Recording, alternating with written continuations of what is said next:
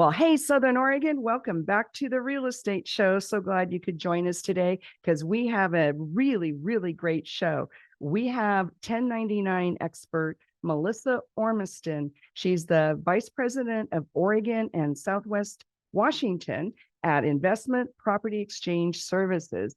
And we are going to pick her brain as much as we can with the time we have. 1099 exchanges are a great way to help your taxes in real estate. And Milissa Ormiston is going to come on the show here in a little bit, and she's going to talk to us about how to do 1099s, why they are beneficial, pitfalls, because that's a good one to be aware of, right? And some other interesting tidbits on 1099 IRS exchanges in real estate. I'm so excited. One of my favorite topics. While we're waiting for Milissa to come on in, let's check our local stats because you know what, folks, they changed again, but it's week to week. So here we go. Jackson County residential year-over-year prices are up 1% this week. The average single-family home in Jackson County costing $465,710. The number of solds in Jackson County year over year this week were down 60%. We only had 17 closings in the residential market this week. The number of listings in Jackson County year over year this week were also down 1%. We had 558 active residential listings on SOMLS in Jackson County this week. Josephine County prices year over year this week were down 12%. The average single family home in Josephine County this week costing $441,202. The number of solds year over year in Josephine County were up 27%. Congratulations, Josephine County. There were 14 sales in the residential market in Josephine County this week on SOMLS. The number of listings year over year in Josephine County this week were neutral. They didn't go up, they didn't go down. We had 259 residential listings active on SOMLS in Josephine County this week.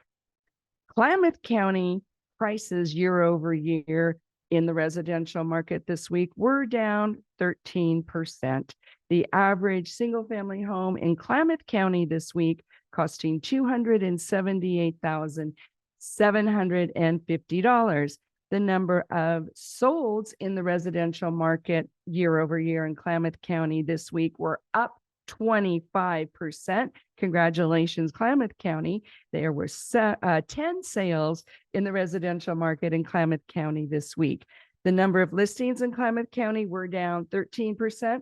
In the residential market, there were 199 active listings in Klamath County this week on SOMLS. So we've got prices down. We've got some volatility showing up in all three counties again, but that's why we track it every week. We're trying to be ahead of it and be proactive. We're still super short of listing, folks. So anybody out there want to sell their house, call an agent and get listed before things change again. How's that? In the meantime, we want to thank John L. Scott, Ashland and Medford, Guy Giles Mutual Mortgage, and also Arvar for our sponsorship. And well, welcome, Milissa. We're so happy to have you on the Real Estate Show. Thank you for coming. Thanks for having me. I really appreciate it. Well, the idea of doing investing and having amazing tax consequences is near and dear to my heart and my listeners. How about not having huge tax liability? That's even better. Yeah, yeah. So let's start with who you are and let's talk about IPX a little bit. Sure, no problem. So I've been with IPX 1031 Exchange for about 1.5 years. And prior to that, I worked for another qualified intermediary for about 5 years. So I've been doing this for close to 7 years. And prior to that, I was a real estate broker licensed in Washington and Oregon for 14 years. That's amazing. What a great background. I love having that as my background. I think that it gives me a unique perspective from the real estate and the real estate investor side, right? What does a real estate investor need to worry about? And they're worried about the real estate part. And so most qualified intermediaries have more of an accounting or law background, Mhm. whereas mine is coming from a real estate background. I just think that's so great because you can be more compassionate and also you can identify ahead of time more of the stress points for the investor Well, and the definitely, agent. because for Because a the lot of agent, agents, yeah.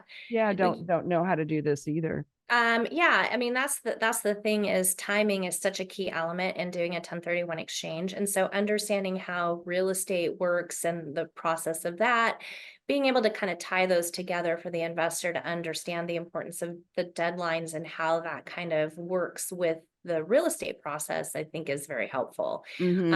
And then just so you know, IPX, so Investment Property Exchange Services, or IPX 1031 for short, is a qualified intermediary. So in order for someone to participate in a 1031 exchange, they have to engage the services of a qualified intermediary, such as IPX 1031 exchange. And so that is what we are. And we are officially called a qualified intermediary, or again, another mouthful. So we just refer to ourselves as a QI. But you've probably heard the term, I know, like tongue twister, right? But you've probably heard the term accommodator or facilitator. Facilitator, yeah. Yeah, so that's what we do rather than what we're called. So we accommodate or facilitate the 1031 exchange. So the key element to start with is to understand that in order for someone to do a 1031 exchange, they do have to engage the services of the qualified intermediary to facilitate or accommodate their exchange. You can't So just sell your real estate and buy new real estate and not have a tax consequence. yeah, or tell the IRS later. Yeah. The worst phone call ever, Alice, is the one where someone calls me up and says, okay, I sold my property. I want to do an exchange. So it's always a terminology Um, thing, right? So what I'm hoping they're telling me is that they've accepted an offer on their property and that they haven't closed on the sale. So if they've yeah. closed on the sale of the property, unfortunately, it's too late. You don't get to do it. There's no do-over, right? Um, But if I have an accepted offer, that's perfect. You can get us looped in and you can do the exchange. So like I said, that's always the worst phone call, and hoping that what they really mean is they have an accepted offer and they haven't really closed on the sale of the property. yeah, that sounds like a dicey moment. So Can going be. back to the facilitator and QI, just real quick, is that state statute or is that IRS? So understand, so when we talk about 1031 exchanges, it's part of the IRS tax code. So it's really the IRC 1031. So that references the tax code Gotcha. within the federal taxes. So it is a federal tax, but most states will follow that. So we're in Oregon. Oregon has an income tax. So if you were to sell your investment real estate, your tax is subject to income tax as well as the federal capital gains tax. And the state of Oregon does follow that. So you're able to defer the taxes to the state of Oregon as well as your federal taxes on that sale. Okay, So good. most states do follow it, but it is a federal guideline. It is a federal tax code. Now, the other thing to know is some states have additional requirements, maybe insurance requirements or I'm other sorry, what things. would that look like? What kind of insurance requirement? It just additional, kind of requirements, things like that. So Oregon doesn't have any additional requirements. Washington does have a higher level of insurance, I believe it is, that they require. And that's Idaho on the has some. facilitator, right? That's for us, Okay. right? Yeah. So some regional qualified intermediaries won't be set up to operate in every state, whereas IPX is the nation's oldest and largest qualified intermediary, and so we are set up to operate Awesome. in all 50 states. So that makes it nice. Wow. So you don't have to worry about, oh gosh, what special requirements, because Idaho has some special requirements.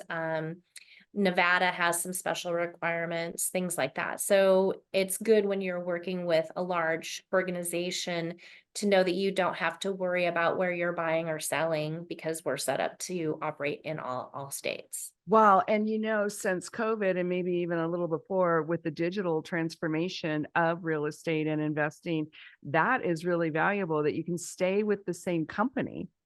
Yeah, And because so many people they're doing investing all over the place now because they can. exactly. And what's a little bit different than, say, escrow is that the qualified intermediary is involved in both your sale and your purchase. So you don't have to engage someone for the property you're selling and then engage another company for the property you're purchasing.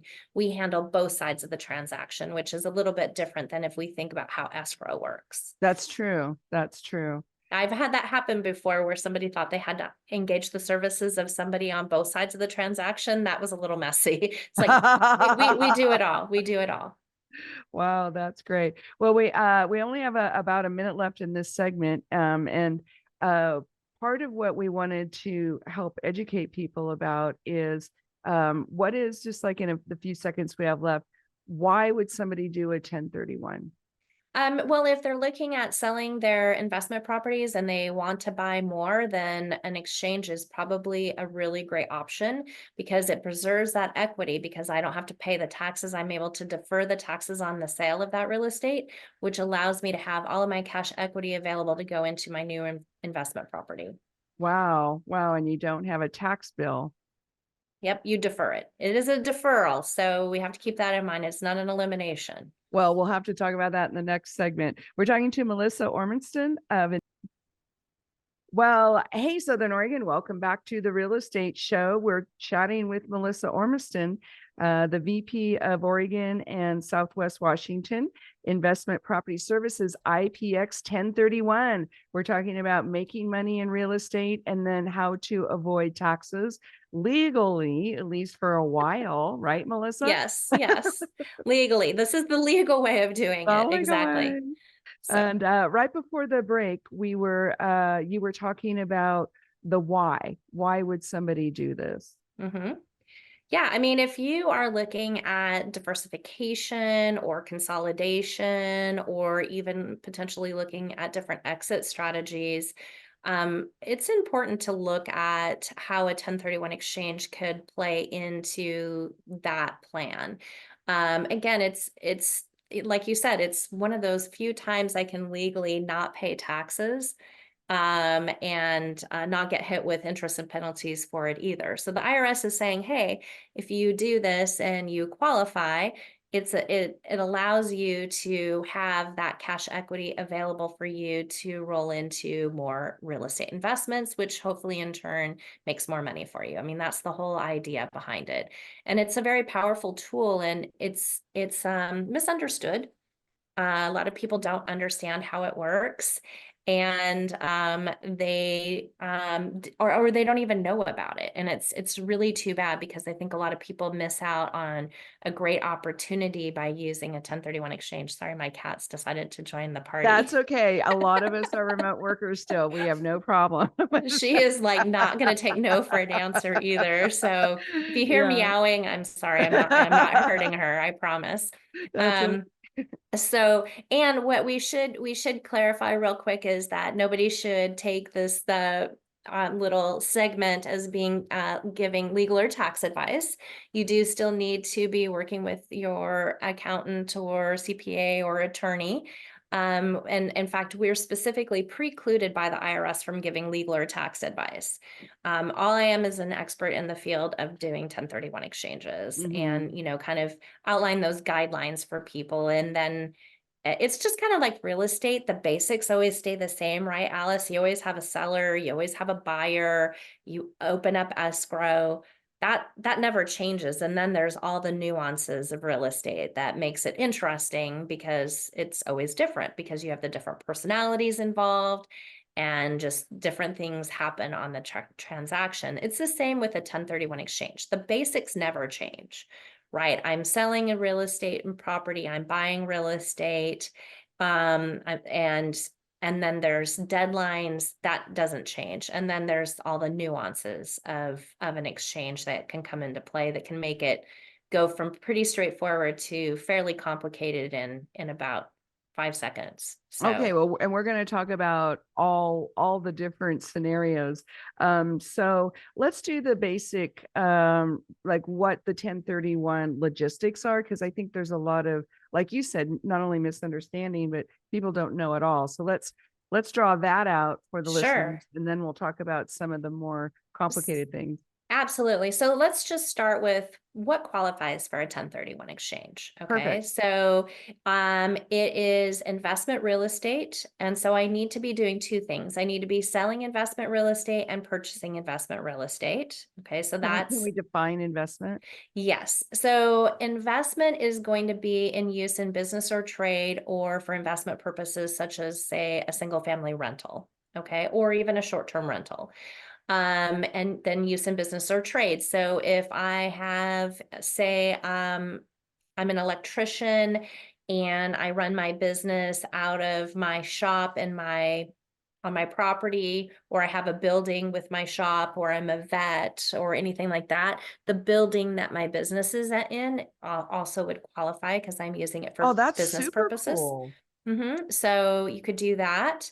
Um, and then like kind is very important. So like kind, people get confused by this and they think that if I'm selling a single family home, I can only buy a single family home. Oh, gotcha. Okay, so like kind is the intended use is the like kind element, right? So my intended use is for investment purposes or use in business or trade, both what I'm selling and purchasing. So as long as what I'm selling was for investment purposes and what I'm buying is for investment purposes, I can go from any type of real estate to any type of real estate. So I can go from vacant land to improved Oh, property. I can you go from, can? yes, Wow. absolutely.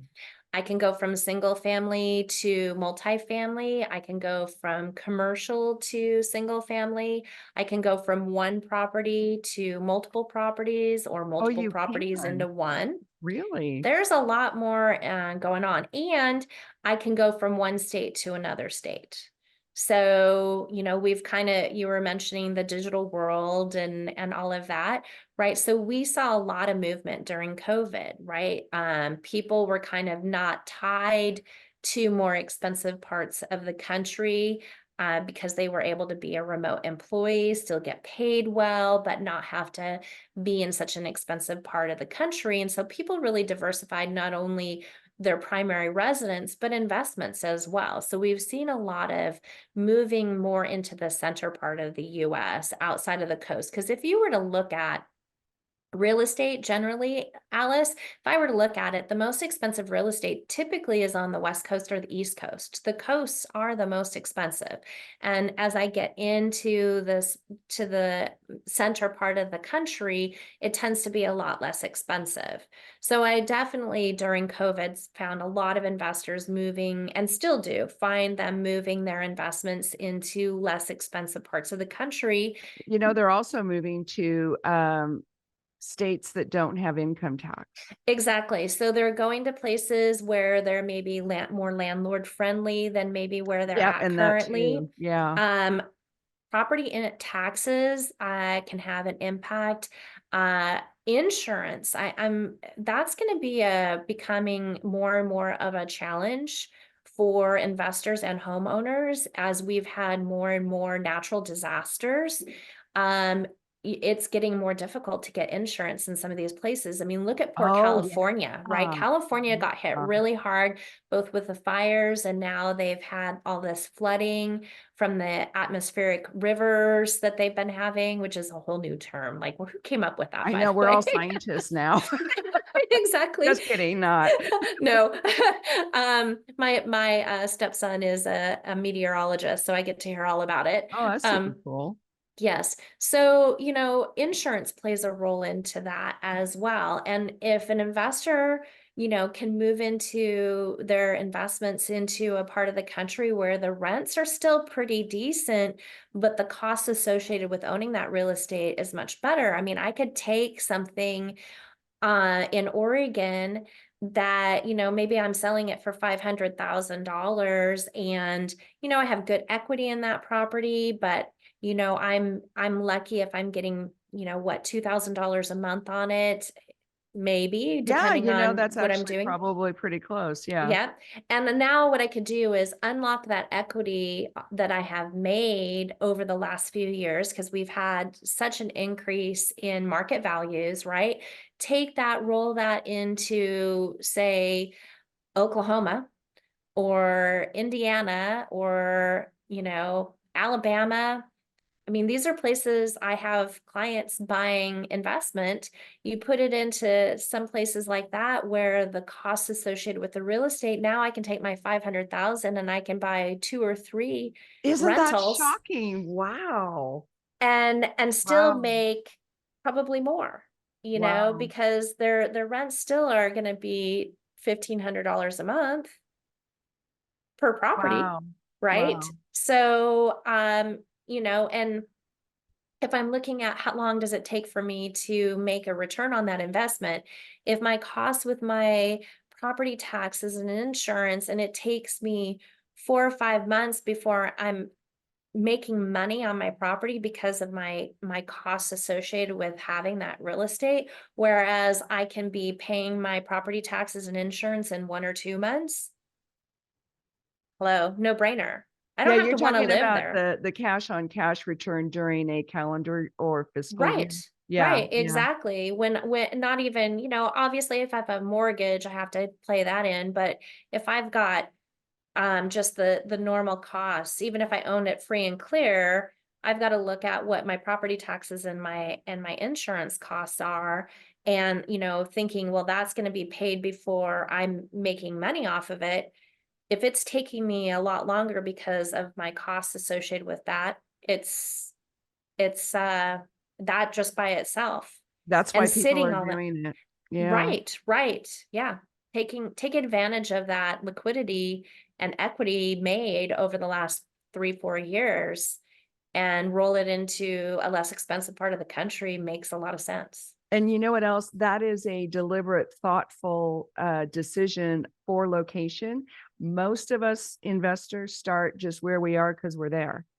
And it's easy. We self manage, right? So we like Yeah. it to be nice and close and warm and fuzzy. Yeah, we like to drive by it. But the thing that people forget about is the cost of their time. I mean, that's probably a big mistake I see a lot of investors make. They forget about their cost. Yeah, I'm free. we're gonna we're gonna have to take a quick break. We're Sure. talking to Milissa Ormiston from IPX. Do not go away. You're gonna learn how to make money. Well, hey everybody, welcome back to the Real Estate Show. I'm here with Milissa Ormiston from IPX 1031. We're talking about how to make money investing and also how not to pay as much taxes, but do it legally. Key. We're not talking about how to find yourself in federal prison. Right, right. Yeah, we're So all rule followers here on this show for sure. yeah, exactly, exactly. So what we were talking about was like kind and how much flexibility there was, Alice, right? So I can go from any kind of property type to any kind of property type as long as what I'm selling and buying is for investment purposes. Just like I can sell multiple properties to combine into one replacement property, or I can take one property and buy several properties, and I can buy anywhere in the US. And So that's let's very powerful. Oh my gosh. extremely powerful. And then what we should talk about is, what does a fully tax deferred exchange look like? I find that that's another area that people have a lot of misconceptions about. They think that it's either the gain that they have to reinvest or their cash equity that they have to reinvest, and Oh, neither I are see. quite true. Okay, so the two things the IRS wants to see someone do for a fully tax deferred exchange is they want them to buy something of equal or greater value, and they want them to put all their cash proceeds back into the new property. Now, don't get too hung up on debt replacement. If I have a loan on the property, in order for me to get an equal or greater value, I'm going to have to replace the loan in some way to get an equal or greater value. So let's just pretend that I'm selling for $500,000. Okay. Okay. And I have a $200,000 loan on the property. So at the end of the day, we're just going to say, after all my normal closing costs, it's my net value is 500,000. So I do get to reduce that by my normal cost to sell. So in Oregon, that would be broker commissions and title and escrow fees. If they were selling in, say, California or Washington, there is a transfer tax or an excise tax. All of those reduce my net value. Okay, so I need to buy something for 500,000, but I had a $200,000 loan on the property. So I only have 300 in cash to reinvest. So the two things they want to make sure I do is I buy for at least $500,000 or more, and all 300,000 of my cash goes back into the new property. Then the difference is up to me. So if I want to bring in more cash to close, or maybe I want to buy up so much that I don't have enough for my down payment, I'm going to use my 300 in cash. I bring in the additional cash to close, and then I get a new loan on top of that. Or if I wanted to bring in, $200,000 in cash that was burning a hole in my pocket, I can do that. So you absolutely can replace debt with more cash. Okay. But as long as I realize I need to buy 500 in real estate and I have 300 in cash to do it with, the rest will kind of fall in place. So, quick question is, it sounds like the intention of the IRS with this program is that you not take any profit into your life from this transfer. Right. Now, it's not an all or nothing. And that's a great question, Alice. It is that if I want to take out cash or I want to buy for less, I can do so, but that portion's taxable. Oh, Okay. so are you saying you can do a 1031, not invest the whole thing, but whatever you keep, you Is pay? taxable. Yep. Got it. Yep. So let's just say again that I had the 300 in cash. And let's say I go and I buy $600,000 in real estate. Well, I have an equal or greater value, but instead of me putting 300 down, I put 250 down and I borrow 350. The $50,000 I didn't put back into the new property is taxable, even though I bought a greater value. Got Okay. it. Because It you doesn't. kept it. Right, right. So a few years ago, when bank money was so cheap, I was running into that problem where people wanted to keep their cash and borrow more money, right? Because it was so inexpensive.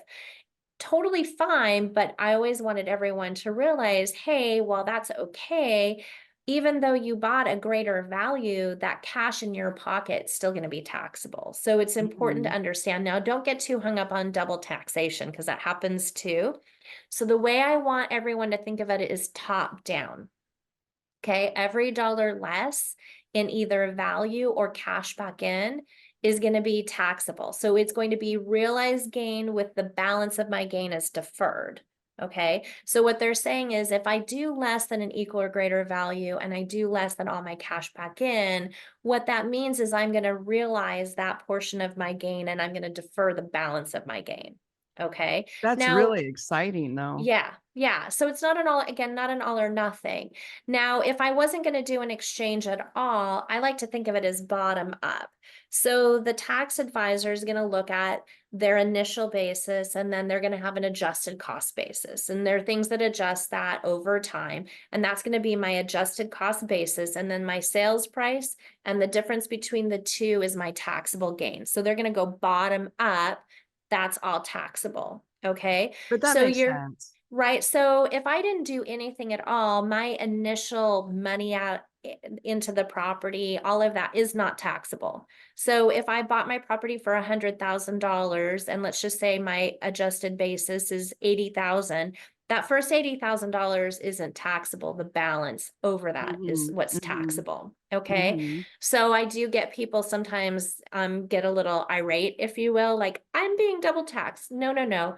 What the IRS is saying is, look, hey, if you don't want to pay us taxes, we want you to buy of equal or greater value and put your own money back in. If that's not what you want to do, okay, but we're going to say that portion's taxable first, and then the balance is going to be Yeah, deferred. yeah, because they're supporting reinvesting, They are. not taking profit. The Right. IRS never wants to give you money.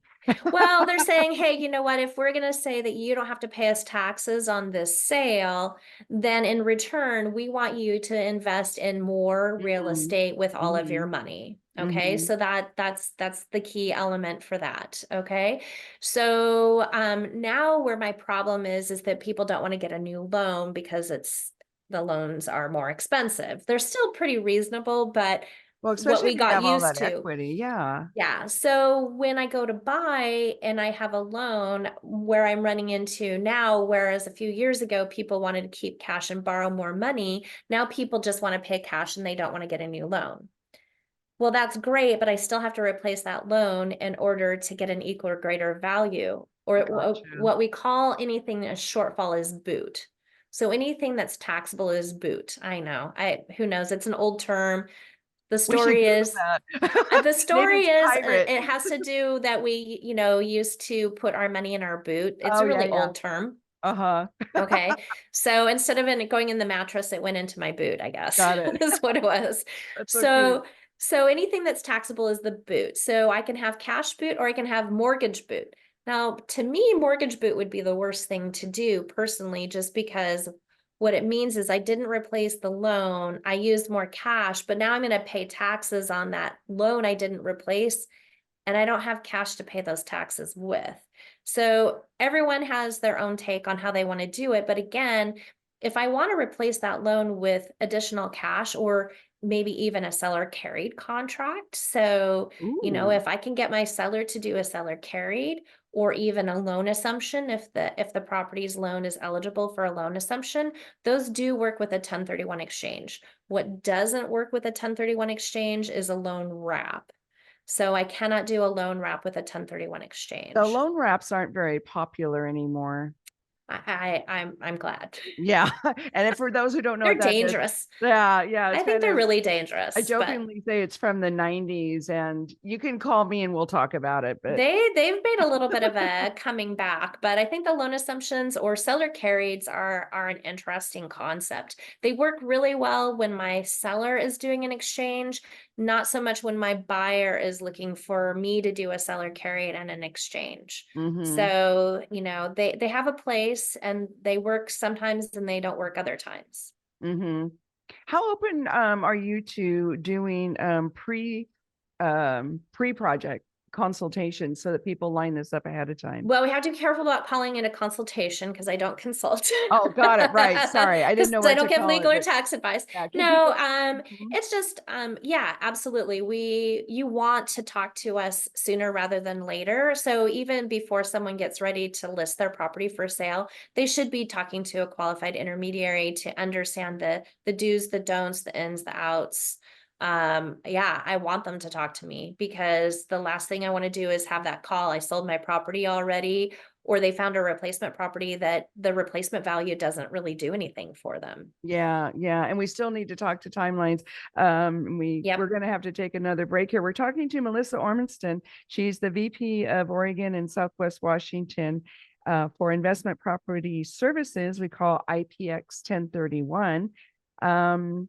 And we're going to have to take a break, but I've got time. So do you want to do one more thought and we'll just wrap it in? Sure. Sorry. So the sooner they talk to me, the better, because the next thing we're going to talk about is timing of the exchange, which is really critical. So the more someone understands what they have to do to be successful in a 1031 exchange, the more likely they are going to be successful. And you And could also so help them make a good list. yeah, just getting an idea, like, what do I need to buy? What does that look like? And what are my timing? Knowing all of that up front is really going to help, because once you've accepted an offer, you want to already know what you were looking at buying. Great. Well, we're going to let our sponsors do their thing. We'll be right back with Milissa. Don't go away. Uh, Well, welcome back to the Real Estate Show, folks. We're talking to Milissa Ormiston, the VP of Oregon and Southwest Washington Investment Property Exchange Services. We're talking about 1031 exchange. Super, super interesting. And this is our last segment, Melissa. So we might just have to have you back. It's just been great to get this information. Well, thanks, Alice. I like getting the information out there just because, like I have mentioned, I think there's a lot of misinformation out there. And so education is such a key element in what I do, and being able to help educate people on what they need to know, and everything is great. So yeah, talking to us up front is really, I think, a very key element that everyone should do. And because timing is the scary part. Okay. So, and everything is from the point of closing on the sale of the relinquished property. So the property they're selling, we call that the relinquished property. And then the property they're buying, we call that the replacement property. Okay. So timing of the exchange starts from the point of sale closing on the relinquished property. And just like in a normal real estate transaction, Alice, day one is the day after it happens. Okay. So, Business day. yep, no actual days, not No, business. really? Calendar? Calendar days. Wow, Yeah. good to Sorry. know. You No, wish you no, had. no. You wish you had business days. No, it's actual calendar days.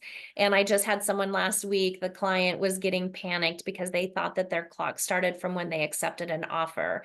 And it's not from when you accept an offer, it's from when you close. And from that point, you have 45 days to either close on the new property or identify what it is you're going to buy. And you have 180 days also from that point in closing. So including that 45 Oh, to that's actually complete the pretty exchange. generous. Yeah, don't get warm and fuzzy on that though, Alice. Does it go by fast? Well, first of all, most people don't go out 180 days. The only time I ever see a transaction go out that length of time is if they're new construction, Mm, or it's a bigger a commercial client. like an apartment building or something? More like a box store that has multiple properties and they're always Oh, buying and selling real estate. And so they mhm. have like this portfolio of real estate that they're always looking at Got it. buying. And so they'll identify and they might go out that longer period of time, but most will not, because keep in mind, this is the way I like to think about 1031 exchanges. We're simply the mechanism that allows the investor to sell real estate and buy real estate and defer those taxes. That's all we are. So the real estate portion itself stays the same. Well, when I have to identify on day 45, I'm limited to a couple of rules. And then once I have identified, I can only purchase what was identified on day 45. Oh, Okay, now the most commonly used rule is the 3 property rule, which I bet you've heard of before. And mhm. that's exactly like it sounds. You can identify up to 3 properties, regardless of value. You're not required to have it under contract to identify it, nor do you have to buy everything that you have identified. The catch is you can only buy one or all of those properties identified on day 45. You cannot re-identify or substitute after that point. Oh, wow. So the way I want people to think about day 45 is that they have something under contract they intend to purchase. They're going to identify that property. And then if they choose to, they can identify up to 2 more properties as backups. They don't really want to come to day 45 with nothing under contract, identify 3 random properties they have their eye on. And then, if that doesn't work, we'll start again. It doesn't work that way. Hmm. So really what we're going to do is, once they're under contract, free time on that clock, start making an offer. There's nothing that says you can't get a replacement property under contract before you close, just like a normal real estate transaction.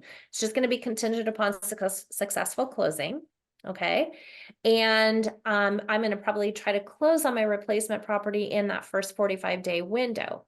If I get to day 45 and I haven't closed, now I have to take this additional physical step as part of the exchange and identify.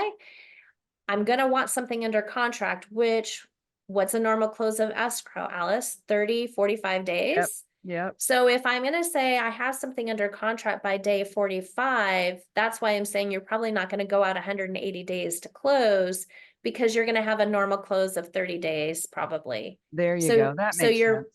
most people are going to close either in that first 45-day window or maybe 60 to 75 days, just depending on the circumstances. So don't get warm and fuzzy on I have 6 months. Okay. So day 45 and identification is a really important deadline that I can never feel like I can stress enough with people. Okay. So there is another rule, which is the 200% rule. So this rule, rather than me being limited by the number of properties I can identify, I'm limited to the combined value not to exceed twice the value of what I just sold. Oh, really? So that's going to apply when I have somebody that is planning on buying several less expensive properties. Okay. So again, we were talking about, I'm selling out of Oregon for say 500,000 and I'm buying in Indiana and my average purchase price is $150,000. I'm going to be buying probably more than 3 properties. Now, it's not to say that I'm going to buy $1 million in real estate. It's just, once again, so I can identify everything I am purchasing and then additional properties as backups. So really, the way the rules are designed, so I can identify my intended replacement with additional properties as potential backups. The way real estate has been, especially where you and I work primarily, we've had a lack of inventory for a significant amount of time. And so backups might not even be worth the extra effort, because unless I have something under contract, there's no guarantee that I'm going to be Yeah, that successful could be in really buying it. scary. Yeah. Yeah. So that's again why talking to a qualified intermediary in advance is so critical, is understanding how important day 45 is. What does that really mean to me? And what can I not do? Because like I said, I find that a lot of times people think they can't get a replacement property under contract because they think somehow that's creating receipt somehow, and it's not. Gotcha. So, and then, exit strategies. My belief, unless something, else is out there playing within your financials, people will have carry forward losses and different things where it might not make sense to do an exchange because they have other means to take that, an existing loss against the gain and not have to pay taxes. Well, but that's not everybody, right? So Right. unless I'm in that circumstances and I want to continue to invest in real estate, doing a 1031 exchange to me is so ideal because it preserves that equity I have in that property without having to pay taxes. But sometimes we have the accidental investor, right? So my scenario of the accidental investor is, I'm married, I get divorced, I get to keep the house, I'm living in the house, I meet someone, we get married, they have a house. So we end up living in one of the homes, but we don't really want to sell the other home again because it might have a really great interest rate. I have all this equity in it. And so I make it into a rental. I'm kind of the accidental investor, right? Yep. Now what? Well, there's a couple different exit strategies. There's the ultimate exit strategy, Alice, which is to die. Okay. Never heard it called that. Well, it is. It's an exit strategy. It's a little permanent. It is. It is. Absolutely. But it is the ultimate exit strategy, because when we pass away, the estate takes all of my assets and there is an evaluation of my assets, and there's what's called a step up in basis. So all of the gain that I've realized during my real estate holding time is eliminated through that step up in basis. Now, there might be an estate tax that's due, but the estate could theoretically sell my real estate assets. And if they sold it at, or right at my new basis, they wouldn't have any capital gains taxes on that Oh, sale. that's Okay, interesting. because all of the gain is eliminated through that step up in basis. All right. So that's one exit strategy. There's also something that's called Delaware Statutory Trust, DSTs. Now that is a Yeah. securitized option, right? So that's a really great way for people who don't want to manage their real estate anymore, or they don't have kids to take over, or again, the accidental investor, and they want to get out of being a landlord. This is a great way, again, to exit out, preserve the equity and everything. Now, it's not for everybody because they do need to be an accredited investor, but it isn't a bad exit strategy. And then the one that I think gets used the most and isn't as permanent as dying is to buy the forever dream home, right? My future forever home. So that's a 2-step process. So I can exchange into my future forever home. Let's just pretend I've decided I'm moving to Scottsdale, like half of my friends have all done. And so I buy my forever home. I hold that as an investment property for 2 years to preserve my intent. And then I move into it as my forever home. Now, the other thing I need to know is that I do have to hold it for 5 years before I sell it. And I do qualify for some exclusion of gain under the 121 tax code, but it doesn't work the same way as if it was a primary initially. So it isn't a perfect exit strategy, but it does work really well as far as a way to become not a landlord anymore, and I just get my forever home. Well, Milissa, you are so great. Will you please come back and we'll I have would you love to come change? back. Yeah. Yes. Milissa Ormiston can be reached at 503-367-6701. So thank you to John L. Scott, Ashland and Medford for sponsoring us, Arvar, and also Guy Giles of Mutual of Mortgage. We'll see you next time, folks.